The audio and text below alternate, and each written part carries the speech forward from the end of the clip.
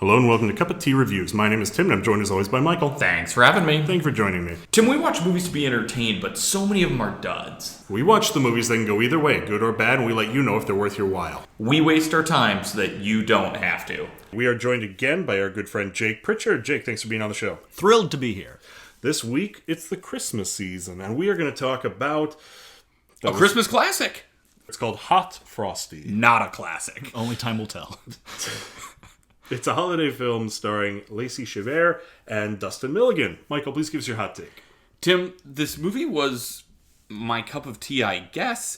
I don't think this movie was trying to be anyone's cup of tea, so I'm not sure if it deserves one, but it was easy enough to watch. What about you, Jake? To me, this film was my cup of hot chocolate that was nothing but marshmallows. Because it was just simply sweet, airy fluff that had no real substance. But I didn't hate it. This is tough because it's not really my cup of tea. But if I'm judging this film by its own goals, what it's trying to do, it achieves all of those goals. And I can't fault it for that. Did I like it? Sure. Did I like what it stands for? No. So it's a very lukewarm half cup of tea for me. So, Tim, what's it about? When a lonely restaurant owner is given a magical scarf at Christmas time and she places it on a sexy snowman, that snowman comes to life in the form of an even sexier man. Michael, where do you want to start with this one? I think we have to talk about what we were talking about in the upfront, which is the movie's expectations for itself. Yes. This movie is not aiming to do anything. Nope. It is aiming low. It is trying to just be a little bit of niceness for everybody, and because of that, it's just trying to be. And because of that, you can't really judge it, I think, against a movie that's actually trying to achieve something. So many of the things we see on this podcast are trying to be genre redefining. They're trying to make a statement. This movie's not trying to do any of that. So judging it against those standards, as you said, Tim, I think it achieves that goal. I'm not sure that's my standard for where I want movies to be, but judging it against that yardstick, it kind of does what it's trying to do for where it's setting the bar for itself. This is a movie that wants to be a movie, and it is a movie. So, mission accomplished. Good for them.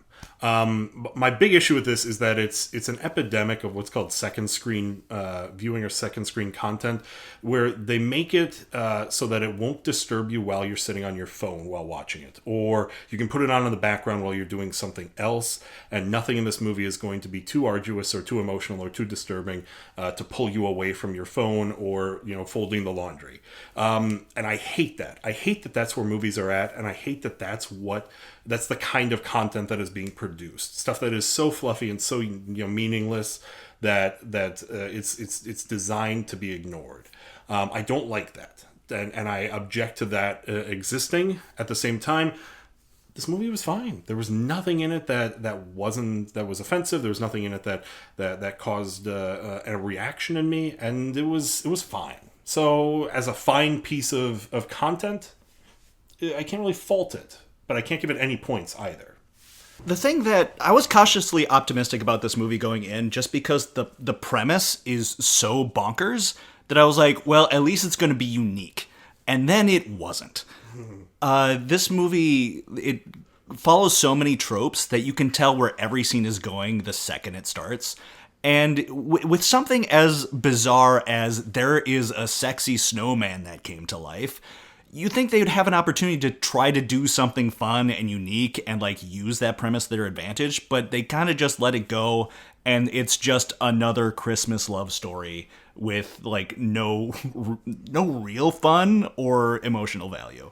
I 100% agree with you, Jake. And for me, I want to talk about that love story, that emotion. For me, I think the trope that I love the most in Christmas movies is that heartfelt ending. I love that when our characters come together and I feel something. That's what I watch entertainment to do, is to have an emotional reaction. And this movie doesn't stick that landing. I was not invested enough in the characters. I just didn't really feel at the end of this movie around anything that was happening. And for me, that's a big swing and a miss.